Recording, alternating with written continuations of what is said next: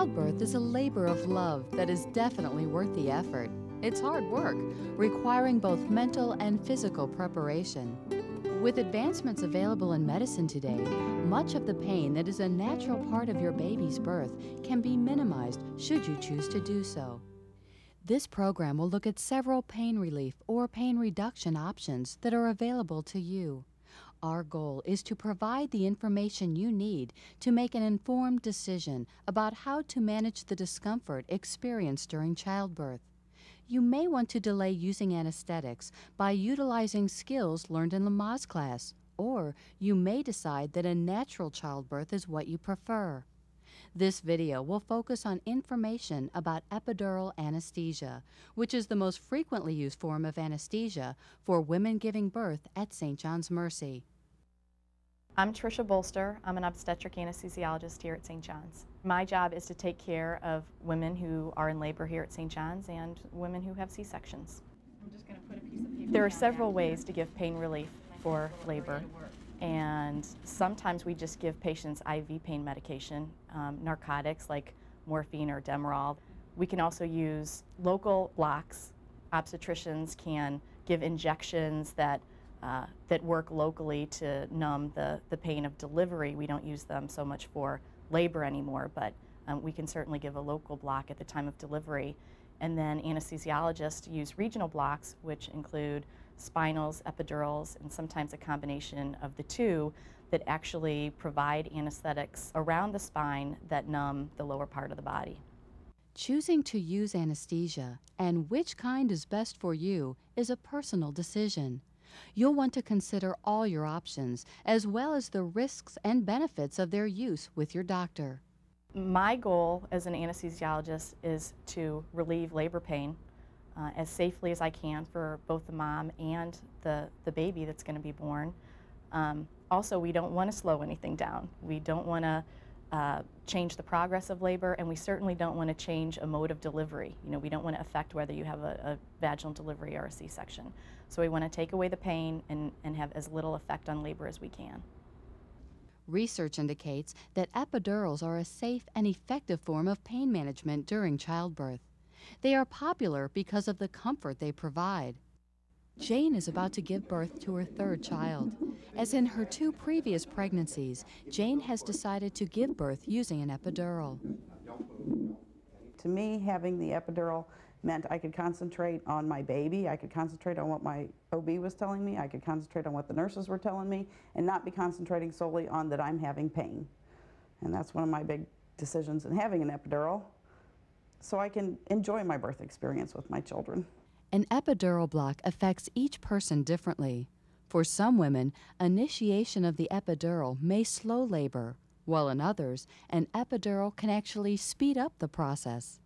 Just as every woman experiences pregnancy and birth differently, the administration of an epidural must take into account many different factors.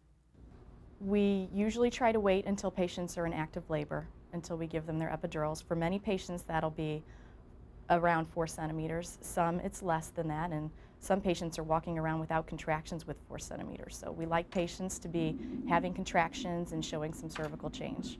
People wonder whether it's ever too late to get an epidural, and patients who are having their first baby can be completely dilated and still have several hours until their baby is born. So it's almost never too late if you're having your first baby to get an epidural. Patients who are having a second or third baby, by the time they get to be 8 or 9 centimeters, they probably could deliver a baby very quickly with a local injection or pudendal block done by their obstetrician. But oftentimes we do try to help these patients and give them epidurals if it's what they want for their labor. The actual procedure to administer an epidural normally takes less than 15 minutes to complete.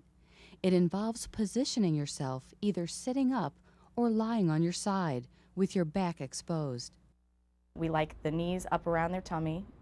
You drop your shoulders and push the middle part of your back out. I tell patients to push the middle part of their back out like a mad cat or a cooked shrimp. That opens up the spinous processes, or those bones of your back, and really gives us a nice big area to work with. We wash your back off with a sterile solution, and then we numb up the area of your back where we're going to actually place the epidural. When we put the epidural needle into the back in an area that's already numb. We advance the needle very slowly, applying pressure to the back of a syringe that's filled with just normal saline. Once all the contents of the syringe empties easily, we know we're in the epidural space. We then thread a catheter through the hollow needle and remove the needle so there's not anything metal left in the patient's back. It's just a small plastic catheter that's left there. And then we begin to administer the local anesthetic. Test dose of medicine first to start. Once the medication has been administered, you should begin to notice changes rather quickly. In most cases, you will feel numb from the waist down, but still be able to move around in bed with assistance. Your contractions will feel less intense or maybe unnoticeable. I felt no pain at all while Wayne was born. It was just an enjoyable experience. I could concentrate on seeing him and listening to what they were telling me to do. As with any medication, epidural anesthesia can have side effects, but in general, they are minimal and treatable. The thing that most people are worried about is that they're going to be paralyzed from having an epidural or having a needle close to their spine. And people are not paralyzed from having any type of regional anesthetic. They're very, very safe. We wouldn't do them in the numbers that we do if they weren't very safe. Sometimes after patients receive their epidurals, their blood pressure will go down a little bit. It's not harmful to the mother or the baby. With the light doses of anesthesia that we use now, of anesthetics now, we very rarely have to treat it. We do occasionally, and we can do that very safely. Many women in labor shiver. The epidural may cause some additional shivering. The thing that happens to the occasional person when giving them an epidural is occasionally a person will get a headache. And if we go too far with our needle and we actually puncture the sac that surrounds the spinal cord with the needle, you can get a leak of that fluid. You get what we call a wet tap. The fluid can slowly leak out.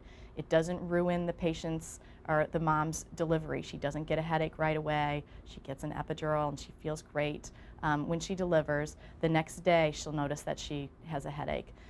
It's an inconvenient it's an inconvenient complication, but it's very treatable and there's no long-term sequelae. And it too happens in a very small percentage of patients, less than 1%. Giving birth is a very personal, family-centered experience. Participating in the birth by making informed decisions about your care and the care of your baby can help you have a more satisfying birth experience.